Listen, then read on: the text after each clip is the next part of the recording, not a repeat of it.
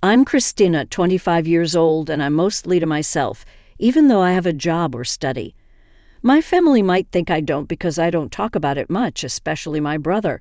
How did I end up like this?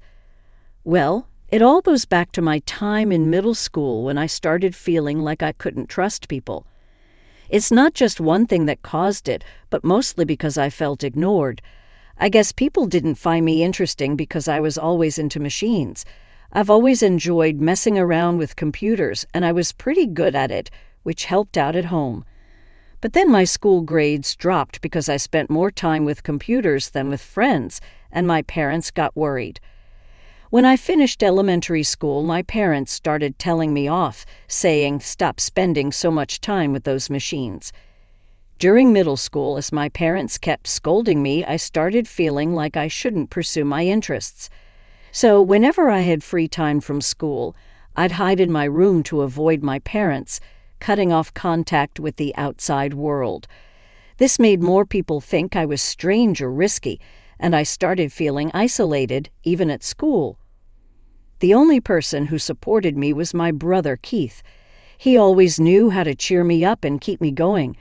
With his help, I finished school, but I didn't go to high school. Instead, I did computer jobs from home. When I was about 16, I got a part-time job, and with the money I earned, I bought old computers to take apart and rebuild from scratch, just the way I liked. My hobby became a business opportunity, and by the time I hit 20, I was making and selling computers. Soon, I started my own business offering affordable computers and became quite well known. By the time I turned 25, I'd made a decent amount of money. I even started contributing $2,500 to my parents' household each month and still had money left over. Even though I tried explaining my job to my parents, they didn't get it. After a few arguments, they decided that as long as I could support myself, they didn't mind what I did. This meant they stopped interfering and I could live as I pleased at home. But my brother still didn't think much of me. My brother used to be my ally, the one who understood me best. When I was in school, he was really kind. But maybe he got tired of his sister, who was still at her parents' house tinkering with machines, even after turning 20. Over time, he started treating me harshly whenever he saw me. Since I didn't keep quiet about it, we ended up having more conflicts, and now we're not on good terms. Things got even worse after my brother got married. His wife, who he'd known since high school, never really liked me. After hearing about me from my brother, she didn't want to be my sister-in-law and seemed to influence my brother against me. Because of this ongoing situation, I became known as the troublemaker at home. Even though I stayed in my room most of the time, I felt my heart breaking from all the hostility directed at me, which was different from my parents' concerned words. Suddenly, my parents' home, once a cozy sanctuary despite the criticisms, turned into a hostile environment. I no longer felt comfortable there, and it seemed like my parents were being swayed against me while my allies disappeared. Even though I had my own income and contributed to the household expenses, my brother and sister-in-law, who didn't understand my work, saw me as a burden. They started talking about kicking me out and taking over the house. Feeling disconnected from my brother and his plans, I figured leaving wouldn't make much of a difference. Once I found a new place, I wouldn't have to contribute to household expenses anymore, which meant I could save that money instead. It was kind of a silver lining. As I was thinking about moving out, my brother brought up the topic of inheritance out of the blue. He seemed to think that our parents' financial comfort, despite my lack of a traditional job, was due to their wealth. So when the idea of me leaving came up, he suggested, since we'll be taking care of Mom and Dad, we should inherit their assets. You should give up your share of the inheritance. But the truth was, the reason our parents could enjoy their lives without working was because I was covering their living expenses. I didn't think they could manage without that money, but my brother saw me as nothing but a burden.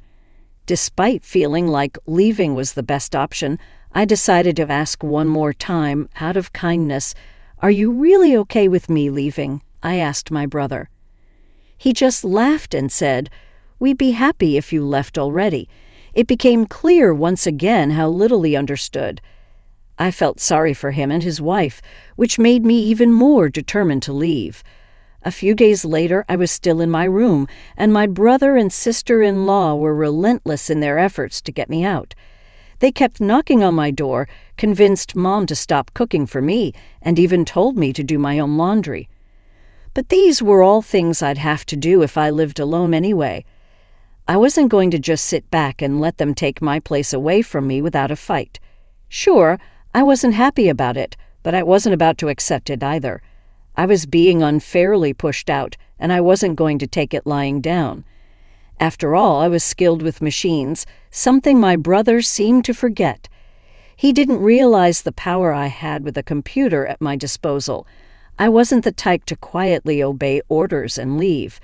My brother's marriage with me as the reclusive sister was the only chance for our parents to have a grandchild. They were so focused on that they didn't see how wrong it was for me to leave. So I decided to set up a little surprise for them, a trap that would spring into action as soon as I left the house. After finding a new place to live and completing all the necessary procedures, I was ready to leave my family home. Just before I departed, I left a farewell message for my parents and brother. "I've been supporting the family, and you've forgotten all the good I've done. I hope you realize who the real burden on our family wealth is." My parents seemed surprised for a moment, but they probably trusted that my brother would figure things out somehow. They all brushed off my words as bitterness. I knew they didn't take me seriously, but for now, I believed it was best to leave things this way. So I left the house. I took a significant amount of equipment from my family home and bought additional items, along with necessary furniture and appliances, for my new place. I set up my new place just the way I wanted it, decorating it with my favorite style and creating a cozy atmosphere. It turned out to be a perfect environment for me to work in, and surprisingly, living alone wasn't as intimidating as I thought it would be. In fact, I wished I had made the move sooner. The people in the neighborhood were friendly and life was comfortable. Since leaving my family home and taking care of everything on my own, I've been enjoying myself, trying out new experiences. While I was reveling in my newfound independence, I wondered how things were going back at my family home, especially since they lost my financial support. Then, out of the blue, my mother called. "Hey, Christina, did you do something to our machines?" she asked. "What do you mean?" I replied. "There's something wrong with the computers and electronics," she said. "I have no idea about that," I said, puzzled.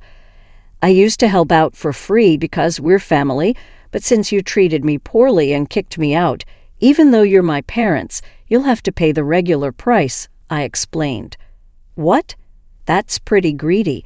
We're your parents. Can't you give us a discount?" they responded.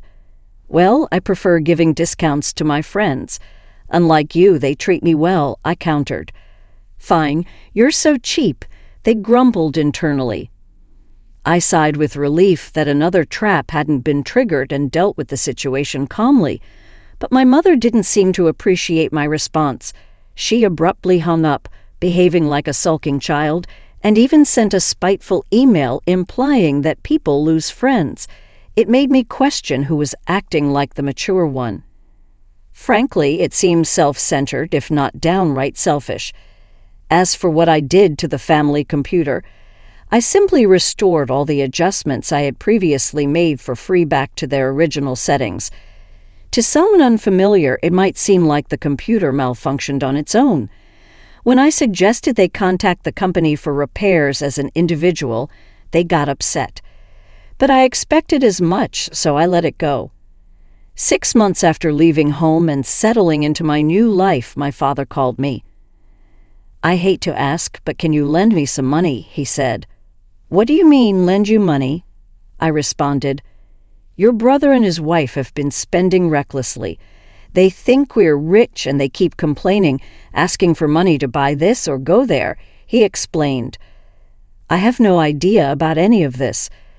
Why you always come to me with everything? I've heard of daughters who live alone sending money home, but parents asking their children for money? Shouldn't it be the other way around out of generosity? I questioned. It's not that simple, he replied. Well, even $500 would help, he added. I'm not giving you anything. I won't lend you money either. I have no intention of financially supporting you anymore, I firmly stated. Of course, I'll work on your machines if you pay for my services, I replied calmly. You've really become stingy, they retorted. I guess Mom was right about you, they went on, complaining about my unemployed years, but I didn't let it bother me. I just ended the call. My father didn't send any emails, but he started calling me multiple times a day, which I found annoying. What troublesome parents I have, I thought to myself. A few days later, my brother, sounding desperate, called me. When I asked why they kept contacting me, he asked, "Do you know why our family was wealthy?" It seemed like he suspected their financial situation had worsened since I moved out, but it was too late. My current home was my sanctuary. My work and life were all centered around this house, and I had no intention of leaving it again. Could it be that our family's wealth came from the $2,500 I was contributing each month? I pondered. I didn't have to give that much, but I felt grateful for my upbringing, so I willingly contributed more. But now, why would I continue supporting a home that kicked me out? It didn't make sense, right? So that's when Mom and Dad's finances took a hit, my brother realized. I'm sorry, but even if you asked me to come back, I have no intention of doing so, I replied firmly. I understand now that what happened was wrong. I'm sorry, but it's too late for apologies. I have no plans to have any involvement with you in the future. Please don't call me anymore, I said. Hey, wait, my brother protested, but I ended the call. When I left home, I made a vow never to be drawn back into their drama. Forgiving them wasn't something I could do easily. I decided to cancel my cell phone contract to avoid the constant calls. 5 years have passed since then, and I've moved on. I got married and started a new chapter in my life.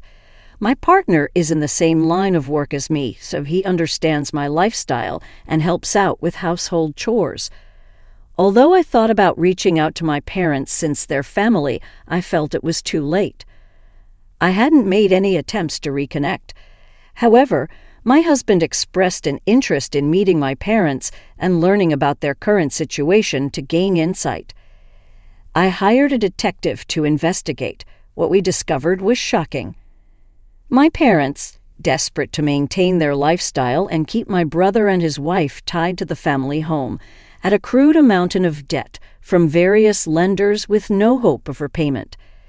The debt continued to grow with accumulating interest, leaving them in a dire situation. The debt for my parents alone exceeded $100,000, and their house had been used as collateral. Now, where our family home once stood, there is only an empty lot. Although I felt a twinge of sadness due to my sentimental attachment to our family home, I realized that moving on was the best decision for me. I couldn't help but think that my parents were facing the consequences of their actions. I decided to look into my brother's current situation.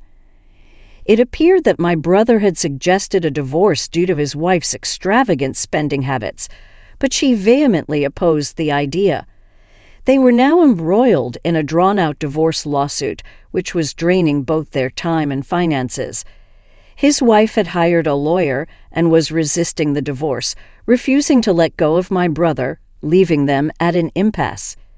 Despite rumors, my brother and his wife hadn't yet had children. To confirm, I sent the detective to the hospital where they were being treated. It turned out my brother was indeed infertile, nearly incapable of producing sperm, making natural conception highly unlikely. My parents, who had pinned their hopes on having grandchildren from my brother and his wife, were disappointed and ended their cohabitation. The family home had to be sold to settle the debt, marking the sad state of my family. This distressing reality became apparent after a cursory investigation. It was evident that engaging with them in this condition wouldn't be beneficial for me or my husband. Now I have a loving husband, 4 children, and a dog. We've purchased a spacious home and are living the life my family once dreamed of. If they were aware of our situation, they might try to exploit it, which I couldn't bear.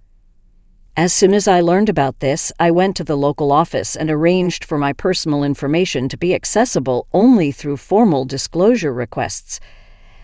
I made a conscious effort to keep my distance from them and asked my husband not to engage with them regarding our marriage. Although he seemed disappointed at first, after explaining the situation, he understood and hasn't brought it up since. I hope that once things settle down at my family home and a time for reconciliation arrives, I can rebuild a relationship with my parents and brother.